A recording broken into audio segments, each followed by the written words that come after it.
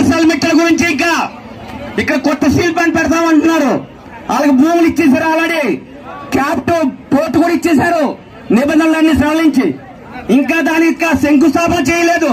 కానీ దానికి మైన్స్ గురించి ప్రధానమంత్రితో మాట్లాడుతున్నారు. వేల కోట్ల నష్టం వస్తుంది తప్ప ఈ కార్మికుల వల్ల కానీ ఉద్యోగాలు ఒక్క రూపాయి కూడా నష్టం రాలేదని సంగతి పార్లమెంట్ కార్మికులు పనిచేయదని మళ్ళా దొడ్డుదారిని ప్రచారాలు చేసి ఈ కార్మిక వర్గం మీద స్టీల్ ప్లాంట్ కాపాడుతుంది. ఈరోజు 20% ఉన్న మ్యాన్ పవర్ కాస్ట్ 8% తగ్గించినా, మీరు జీతాలు ఇవ్వకపోయినా, హెచ్ఆర్ఏ తీసేసినా, ఎలవెన్సులు తీసేసినా, బోనస్ తీసేసినా ఎందుకు పనిచేస్తున్నామంటే ఈ స్టీల్ ప్లాంట్ కాపాడుకోవడానికి పనిచేస్తున్నాం తప్ప మా ఈ దేశాన్ని రక్షించుకోవడానికి ఈ స్టీల్ ప్లాంట్ కాపాడుకోవాలని 4 లక్షల కోట్ల ప్రజల ఆస్తి, భారతదేశ ప్రజల ఆస్తిని కాపాడుకోవాలని ఆశామాష కాదు.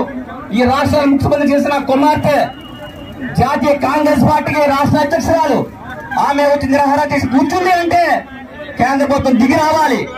ఎటువంటి గెలిపించారు వీరి భారీ మెజార్టీలో ఎక్కడ రాలేదు రాష్ట్రంలో.